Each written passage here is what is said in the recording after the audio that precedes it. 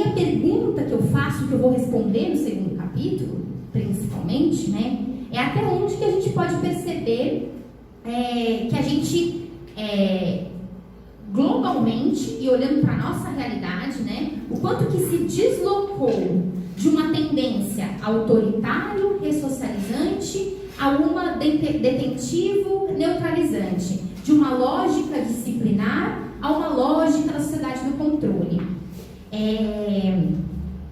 Como a gente consegue perceber a adesão dessas classificações, dessas diferentes formas de produzir e diferentes formas de punir, olhando para a nossa realidade. E aí que para isso, para explicar por que nos parece um pouco engessante essa classificação dos momentos de produzir e punir entre um momento da sociedade disciplinar para um momento da sociedade do controle, eu trouxe aqui, primeiro, uma classificação geral sobre esses momentos cíclicos do padrão de acumulação do capital. E aqui eu uso o conceito de grande indústria, que eu havia comentado inicialmente, é um conceito que eu compartilho de um economista brasileiro que chama Eleutério Prado, professor lá na USP, né, na Faculdade de Economia. E o Eleutério Prado, eu vou usar muito ele a partir de agora, ele faz essa classificação, tem diferentes nomenclaturas para essa mesma classificação. Aliás, acho que isso já não deve ser comum, né, aos ouvidos de vocês de alguma forma, desses processos de produção. Então, os processos de produção no capitalismo se transformam e junto com as transformações dos processos de produção também se transformam as formas de exploração do trabalho, né? Então, os processos de produção precisam, as transformações deles dependem de outras formas de se explorar o trabalho, né? E essas classificações, por exemplo, aqui do Eleutério, ele parte da noção, primeira etapa da manufatura, de meados do século XVI ao último quartel do XVIII, da grande indústria, e ele dividiu como grande indústria competitiva e grande indústria monopolista, e é aqui nesse momento da grande indústria monopolista que a gente teria o apogeu do Fordismo, né? E depois a pós-grande indústria, que seria essa etapa da década de 70 em diante. Bom, primeiro, para a gente perceber, agora vai a abstração, tá, gente? Depois vai ficar muito melhor, eu juro. Mas vai fazer algum sentido tudo isso. Mas, para a gente perceber essas mudanças, eu, enquanto marxista, e dialogando com esses autores, vou partir de duas categorias que parecem ser essenciais, que são da subsunção formal e subsunção material do trabalho ao capital. O que esses autores vão dizer é que na primeira etapa de desenvolvimento capitalista, nessa primeira etapa da manufatura, não existia um acúmulo de capital permanente.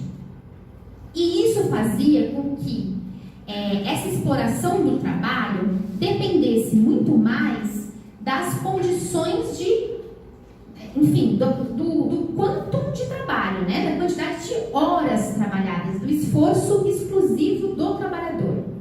Ainda que a gente vivencie um processo de alienação no trabalho na ordem do capital, todo trabalho humano, mesmo esse alienado, ele tem um grau de criatividade, né? Por isso que ele é o que nos essencializa enquanto humanos e não outros animais.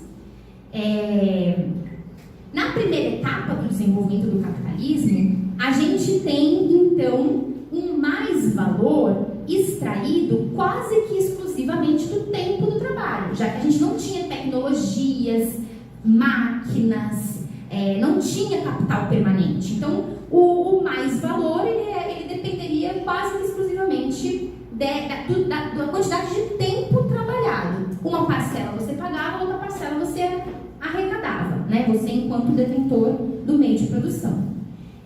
Isso é o que o Marx e os marxistas vão chamar de subsunção formal do trabalho ao capital, que seria uma predominância da extração de mais valor absoluto.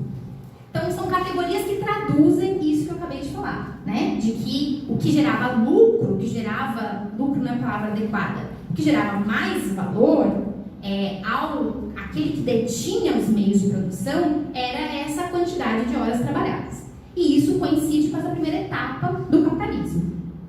Com a segunda etapa do capitalismo, com a grande indústria, ou mais precisamente o Fordismo enquanto momento de máxima expressão, as máquinas são aperfeiçoadas, né?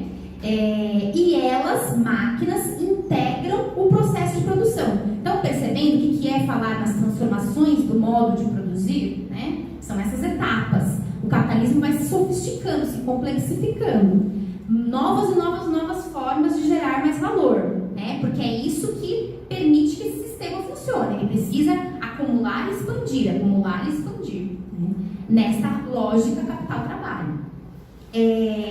Então, nessa segunda etapa, as máquinas se aperfeiçoam e integram os processos de produção.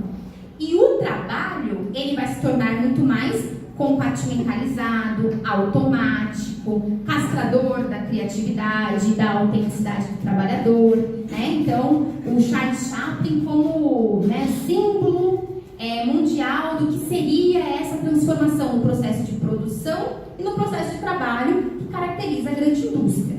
Nesse momento, o momento que se predomina a subsunção real, material do trabalho ao capital e que se predomina a extração de mais valor relativo.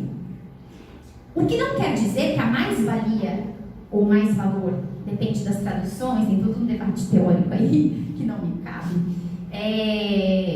Não quer dizer que a mais-valia absoluta não exista mais. Aliás, o que a gente está vivendo agora, nesse momento que não é esse que a gente está analisando, é justamente uma retomada em diferente grau de um predomínio da mais-valia absoluta, mas eu já vou falar um pouco sobre isso depois.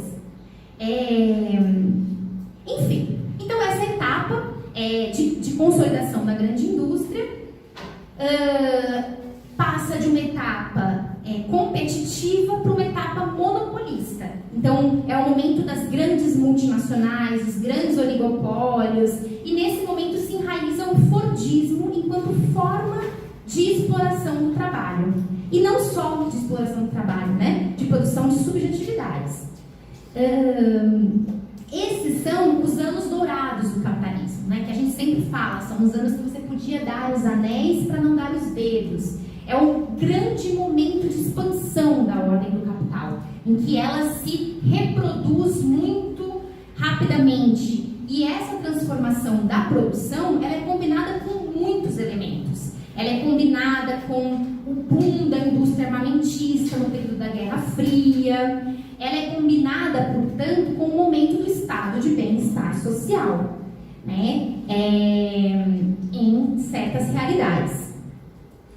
Bom, nesta sociedade, portanto, nesta conjuntura, é nesse momento que nós temos uma sociedade com característica disciplinar. Então, para esse trabalhador ficar apertando o parafuso, ele precisa ser disciplinado para isso, né? Então, por isso que apenas a fábrica não é suficiente para essa disciplina, para esse controle. E aí a escola, a igreja, o manicômio e as prisões cumprem um papel muito importante na constituição desta sociedade disciplinar, né?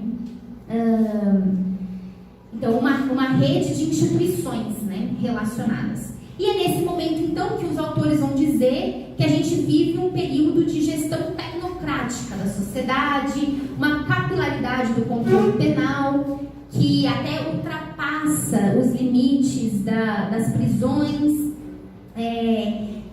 e que coincidia, então era ou o sistema penal, ou o controle penal, ou os mecanismos assistenciais. Isso tudo falando de realidade do norte global, né? A gente já vai fazer as ponderações sobre tudo isso.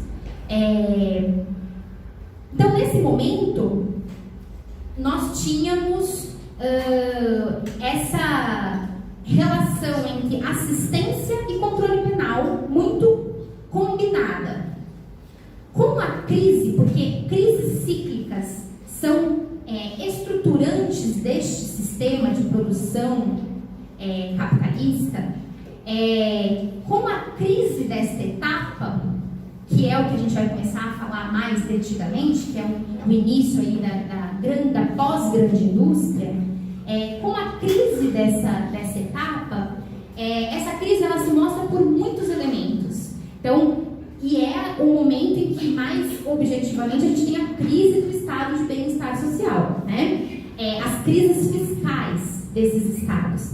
E nesse momento de crises fiscais, de crise dessa etapa cíclica de acumulação do capital, é nesse momento que a gente tem, então, um declínio das políticas de assistência e um reforço das políticas de controle penal, de controle nas ruas, de controle da criminalidade individual, né? Da violência individual, e por aí vai. Então, a gente tem profundas mudanças a partir dos anos 70.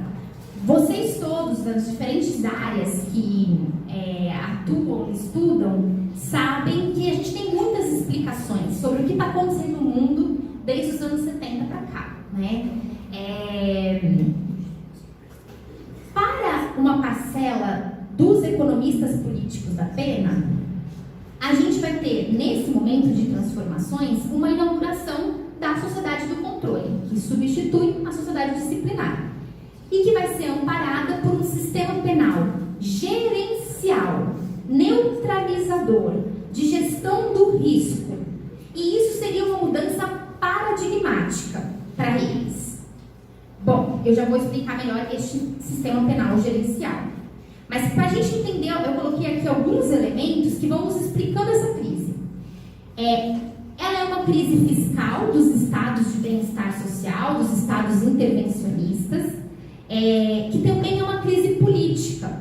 Então, naquele momento que você podia dar os anéis para não dar os dedos, há um fortalecimento da organização da classe trabalhadora. Vocês já viram muitos filmes, né, sobre Margaret Thatcher e o que foi a repressão aos sindicatos naquele momento dos anos 70 na Inglaterra, por exemplo. São expressões que elucidam o quanto que nesse momento, mais do que uma crise econômica do padrão de produção, ela também é uma crise política, porque os conflitos entre as classes colocam a classe burguesa em desvantagem em comparação com o nível de direitos e de resistência da classe trabalhadora. Então, o David Harvey, naquele livrinho Neoliberalismo, ele aponta muito isso, né? Que não é só uma questão econômica, né? Tem uma dimensão política e de conflito de classe mesmo.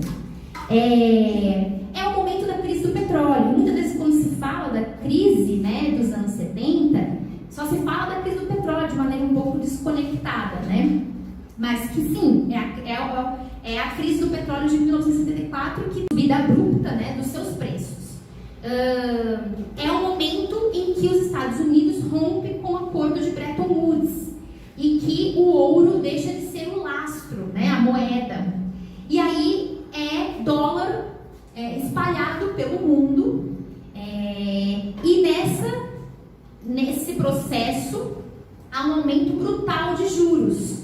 E nesse processo todo de dolarização do mundo e de aumento dos juros, os capitalistas preferem não investir tanto em produção e muito mais na financiarização.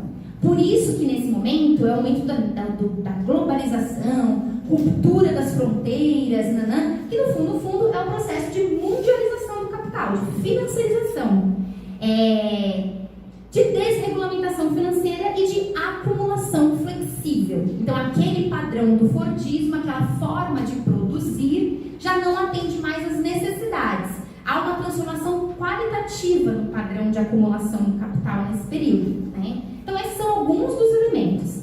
Para nós aqui, as coisas batem de um jeito um pouco próprio, né? Depois eu vou falar mais como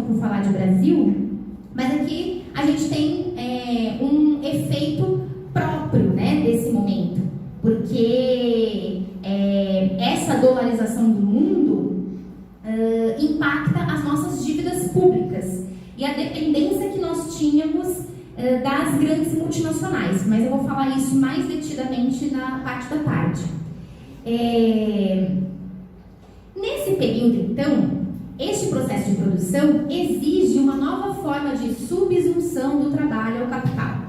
E aí eu chego numa polêmica, que é outra abstração importante,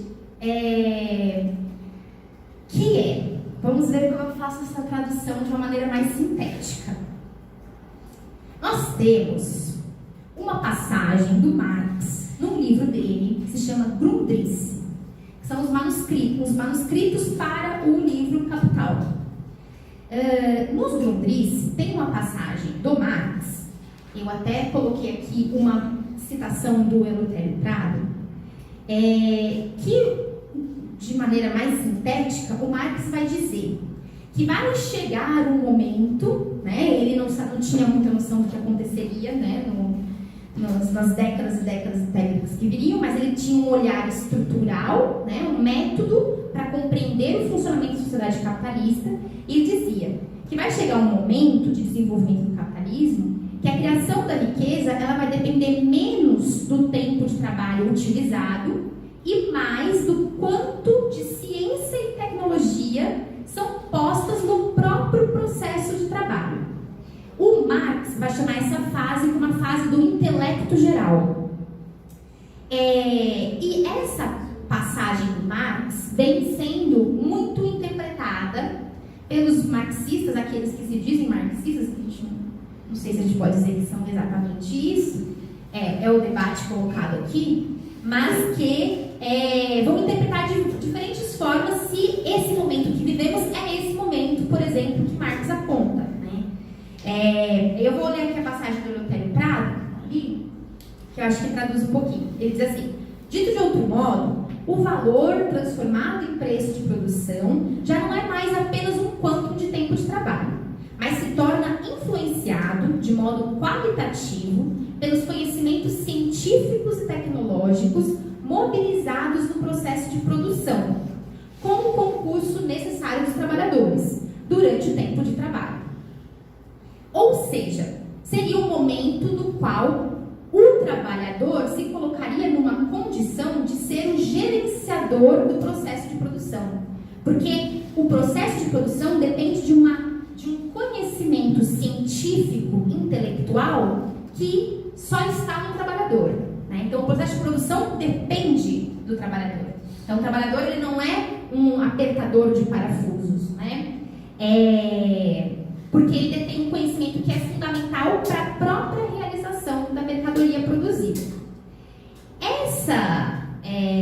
Eu vou ler outra passagem aqui do Eleutério Prado, antes de falar. Assim, se ele deixa de estar intercalado, mesmo se é liberto materialmente do processo de produção, o sistema de produção no qual se encontram objetivados conhecimentos científicos e tecnológicos extremamente avançados passa a exigir dele um comprometimento subjetivo, de atenção permanente, um envolvimento intelectual com seu adequado funcionamento. A pós-grande indústria é caracterizada por isso, pela subsunção formal, intelectual e societária do trabalho ao capital. Não vou entrar em muitos detalhes aqui, mas eu vou dialogar, especialmente na tese, com dois importantes criminólogos críticos no mundo, que é o Alessandro Di Giorgi e o Luc Vacan. Nessa minha apresentação, toda essa reflexão é muito mais, principalmente, para dialogar com o Alessandro Di Giorgi. O Alessandro Di Giorgi, ele tem um livro que se chama A Miséria Governada pelo Sistema Penal. E neste livro, ele constrói essa noção de transformação paradigmática da sociedade disciplinar para a sociedade do controle, muito pautado nas interpretações do Antônio Negri. E é nele que eu coloquei a dúvida aí sobre o marxismo. Mas ele se entende enquanto um marxista e faz uma interpretação sobre essa passagem e sobre este momento histórico vivido um tanto quanto distorcida. Então, para o Antônio Negri, nós viveríamos um momento em que nós teríamos atingido a cooperação. Essas transformações nas formas de produção teriam gerado um processo de cooperação, que coloca o controle do trabalhador fora do ambiente de trabalho, né? E faz, por exemplo, com que ele chegue a conclusões do tipo: nós não temos mais classes sociais, não existe mais a noção de classe trabalhadora, nós temos que transformar esse conceito utilizando a ideia de multidão, e tudo isso para perceber essas transformações partindo desse mesmo olhar, né, desses novos mecanismos de subsunção do trabalho ao capital. E o Alessandro de Giorgi, ele compartilha disso para dizer: não é mais cárcere e fábrica, né? Porque não há mais que se falar em fábrica. E, portanto, a gente precisa interpretar essas transformações da sociedade do controle desde outros parâmetros. E ainda que eu compartilhe de certas percepções sobre essas novas características de gestão do risco que o sistema penal assume no período atual, me parece que os pressupostos, o ponto de partida teórico deles, tem equívocos e desvios teóricos assim, que me parecem graves. É por isso que eu faço um diálogo com esses autores, pensando esses conceitos mesmo. Esse debate é um debate sobre, de maneira mais geral, do que seria, por exemplo, nessa nova etapa, as características, por exemplo, de um processo de trabalho pautado no toyotismo, né, e não mais no fordismo. O toyotismo como um parâmetro, né, dessas novas formas de exploração do trabalho e dessa noção de que o trabalhador seria um colaborador, mais atual do que nunca, né? E que o trabalhador, ele é controlado no trabalho quando ele veste a camisa dentro e fora da empresa, e ele trabalha dentro e fora da empresa, né? Então, há transformações muito profundas, de fato, nas formas de exploração e na produção de subjetividades nessa etapa histórica. Mas, de maneira mais sintética, a gente pode dizer que, para nós, a transição da grande indústria para a pós-grande indústria, ela não é uma transição absoluta. A pós-grande indústria não significa a superação da grande indústria ou a superação do fordismo. A pós-grande indústria é uma etapa de transição que aponta novos elementos de subsunção do trabalho ao capital, mas que não nega os mecanismos mais tradicionais de exploração e de acumulação. E aí, para nós, há necessariamente, no período da pós-grande indústria, uma combinação desigual. Então, a ideia, né, de um desenvolvimento desigual e combinado, tanto nas áreas de produção como nas áreas geográficas. Então, se de um lado a gente tem aí a Google, né, com formas dinâmicas de trabalho, né, e todo um processo, por exemplo, de mudança de exploração do trabalho por tecnologias, a uberização e tantos outros fenômenos do tipo. De outro, nós temos um padrão de acumulação flexível que se pauta na retirada de direitos e na flexibilização de leis trabalhistas, de regras trabalhistas. Então, a gente tem um aumento exponencial de trabalhos análogos ao escravo, ao mesmo tempo que nós temos um trabalhador cooperador, porque ele detém conhecimento científico e tecnológico de ponta. Então, há a combinação de padrões de acumulação, né? Mas, em resumo, a grande crítica, né, eu acho que aí é o último slide mesmo, dessa parte, a grande crítica que a gente aponta nesse primeiro capítulo não é uma negativa de percebermos que novas tecnologias de poder se constroem nesse período histórico. Aliás, a gente identifica muitos elementos na nossa realidade também, né? Pensar a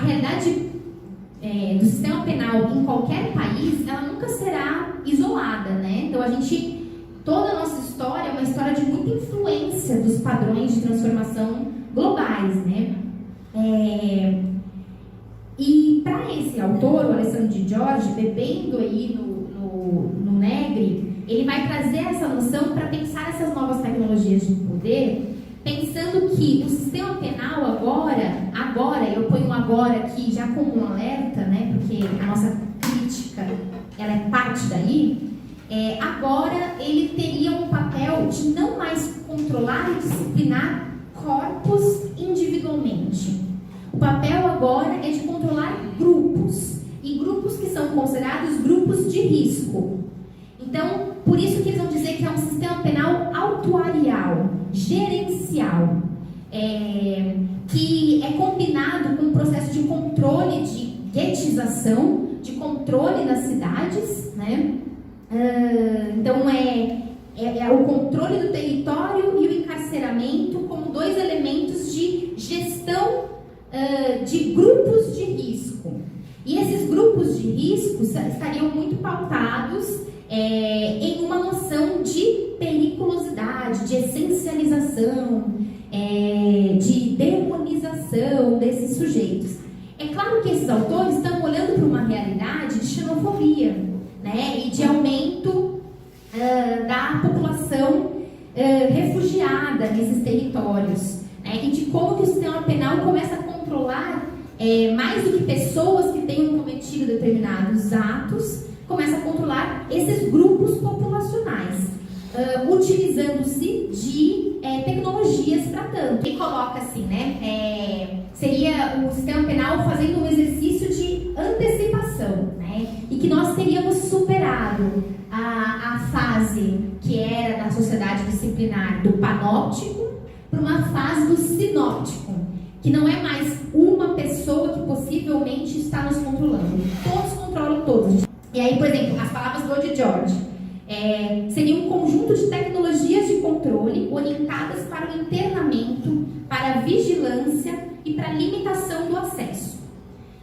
Então, para eles, nesta nova etapa de produção, o sistema penal assume este papel e este método de controle. A crítica que a gente conclui o capítulo é pensar as insuficiências dessas classificações para compreender a nossa realidade, né? Então, não é que isso também não tenha aderência, né? Que esses mecanismos de controle não tenham aderência no funcionamento do sistema penal brasileiro, por exemplo. Mas é perceber como esse construto